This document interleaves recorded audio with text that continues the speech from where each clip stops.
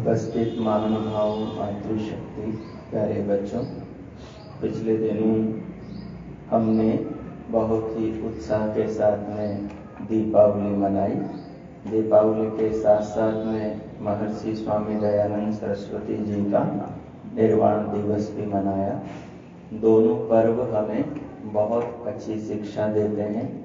दोनों पर्व हमें अज्ञान से, अंधकार से प्रकाश की ओर, ज्ञान की ओर बढ़ने की प्रेरणा देते हैं।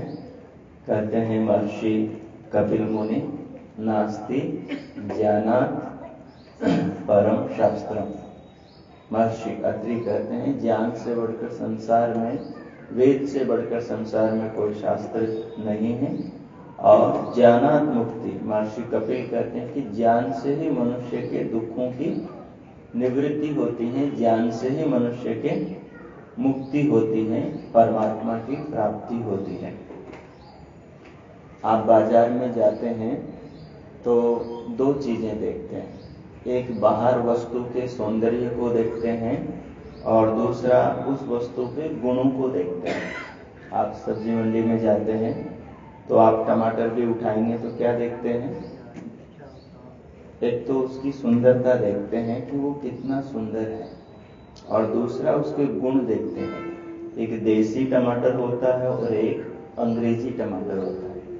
अंग्रेजी टमाटर खट्टा मीठा नहीं होता, अंग्रेजी टमाटर में स्वाद नहीं होता, सुंदरता बहुत होती है। देसी टमाटर आपको बड़ा भद्दा सा भी मिलेगा, अच्छा कलर भी नहीं मिलेगा, लेकिन उसको फोड़ कर देखेंगे तो उसमें स्वाद खट्टा मीठा मिलता है।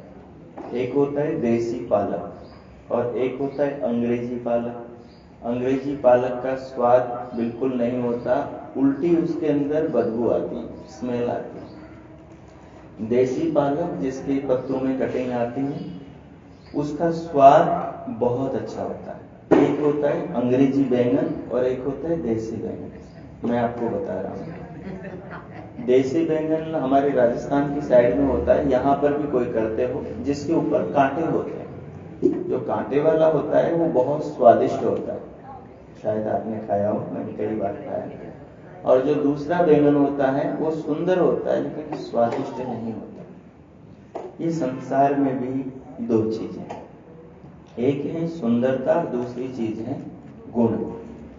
अब हम क्या ग्रहण करते हैं ये हमारे ऊपर है। हम सुंदरता में अटक जाते हैं या उससे एक कदम आगे बढ़ा करके गुणों को ग्रहण करते हैं। गुण ज्ञानेंद्रियों से पकड़ में आते हैं, परमात्मा के गुण भी ज्ञानेंद्रिय से पकड़ में आते हैं और पदार्थों के गुण भी ज्ञानेंद्रियों से पकड़ में आते हैं, क्योंकि गुणों का ग्रहण, गुणों का ज्ञान ज्ञानेंद्रियों के द्वारा होता है।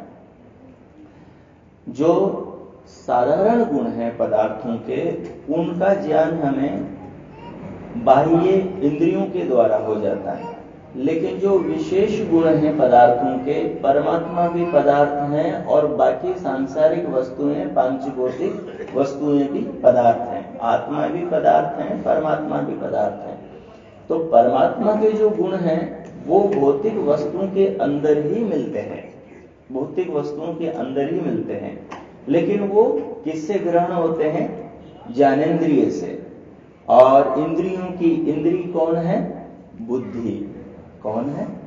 बुद्धि। ज्ञान किससे होता है? हमें बुद्धि से होता है। जब मनुष्य उस बुद्धि का प्रयोग करके उस पदार्थ के अंदर जो शक्ति है उस शक्ति से अपना जुड़ाव करता है तो फिर वो शक्ति उसके जीवन की रक्षा करती है।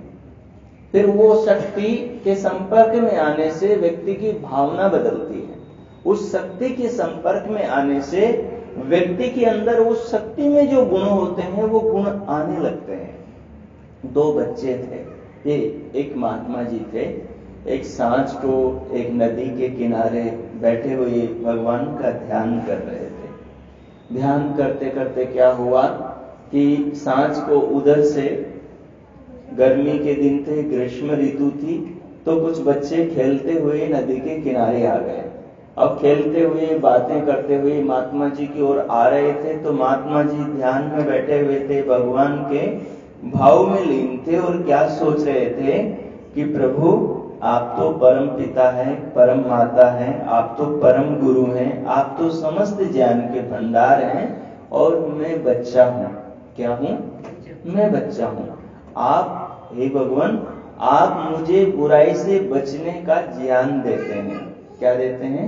बुराई से बचने का ज्ञान देते हैं, और वो ज्ञान मुझे वेद के माध्यम से देते हैं, अपनी वेद वाणी से देते हैं। उस वाणी को ऋषियों के हृदय में भेजते हैं और ऋषियों के द्वारा आगे प्रचार करवाकर उस ज्ञान को मुझ तक पहुंचाते हैं, और दूसरा ज्ञान संसार के पदार्थों से प्रदान करते हैं।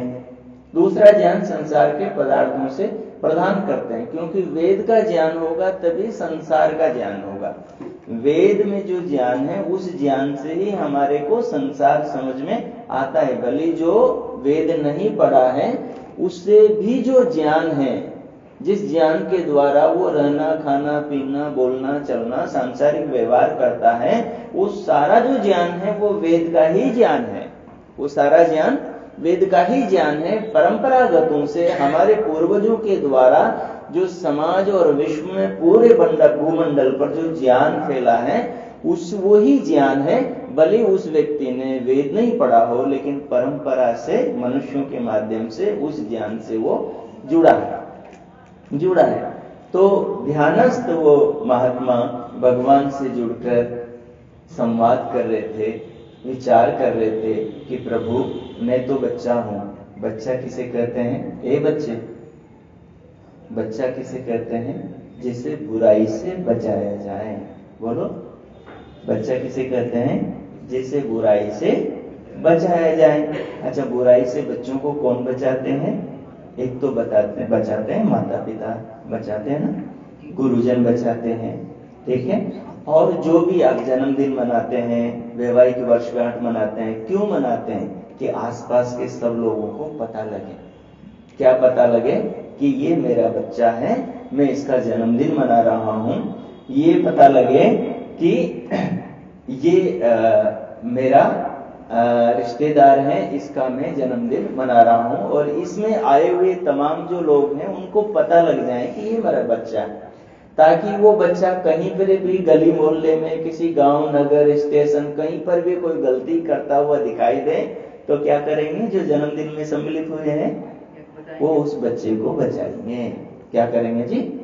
बचाएंगे। पहले चौपाल हुआ करते थे, बड़े बूढ़े वहां बैठते थे, कोई गलती कर देता था तो उठाकर वो चाटा मार देते, अरे किसका है? अरे ये फला का है, चलो उसको बताओ। तो उसके पिताजी को शिकायत करते थे। तो ये जन्मदिन हम जिनके बीच में मनाते हैं, जो लोग सम्मिलित होते हैं, उनको ये संदेश दिया जा रहा होता है मनाने वाले परिवार के द्वारा कि भाई ये मेरा बच्चा है और इसकी आप क्या है? रक्षा करना।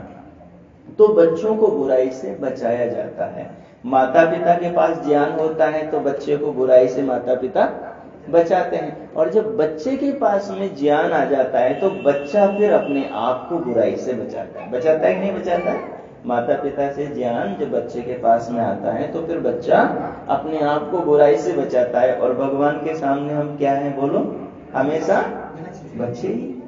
परमात्मा के सामने तो हम हमेशा बच्चे ही हैं। तो भगवान हमें ज्ञान क्या देते हैं? कि तुम बुराई से हमेशा बचते रहो।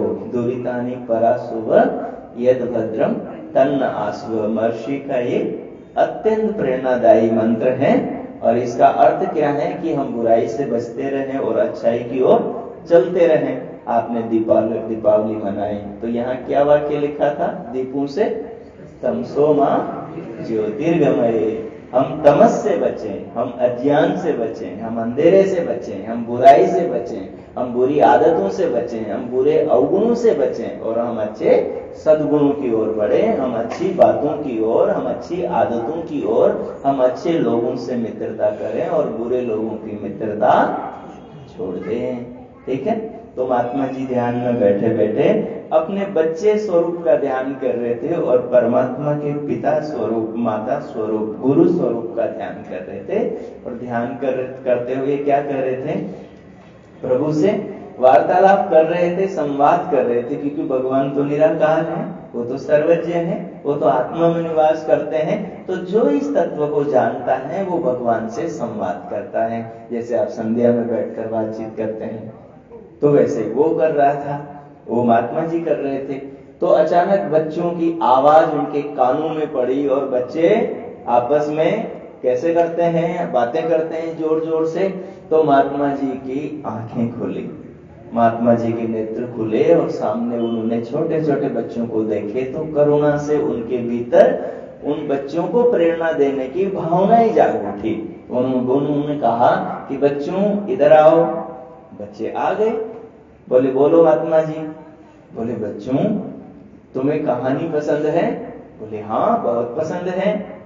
तो बोले कि कहानी सुनाओ। बच्चे बोले कि हम सुनाते नहीं, हम तो सुनते हैं। क्या जी, सीधे बैठिए, हम सुनाते नहीं, हम तो सुनते हैं। ये बात हुई थी, अच्छा ठीक है आप सुनो, हम सुनाते हैं। महात्मा जी ने एक कहानी सुनाई, आप सब सुनिए और इस कहानी को घर लेकर जाइए और अपने बच्चों को, नए लोगों को सुनाइएगा। महात्मा जी ने कहा कि बच्चों, एक गांव के अंदर 2 बच्चे थे और वो दोनों बच्चे अपने गांव का जो विद्यालय था, वो विद्यालय जितनी पढ़ाई तक था वहां तक वो पढ़ चुके थे। अब उनको आगे एडमिशन लेना था, आगे पढ़ना था। तो उसके लिए पास में ही दूसरा गांव था, तो दूसरे गांव में वो बच्चे गए और वहां के विद्यालय के जो प्रधानाध्यापक थे उनसे जाकर उन्हें वो मिले। उनसे मिलकर उन्होंने कहा हमारे विद्यालय में इससे आगे की पढ़ाई नहीं होती, तो हमें अपने विद्यालय में दाखिल कर लीजिए, हम आगे पढ़ना चाहते हैं। तो वो अध्यापक जी जो थे, गुरुजी जो थे, गुरुकुल के जो आचार्य जी थे, उन्होंने उन बच्चों से कहा हम आपको प्रवेश तो देंगे, लेकिन उससे पहले क्या करेंगे बोलो? परीक्षा करेंगे।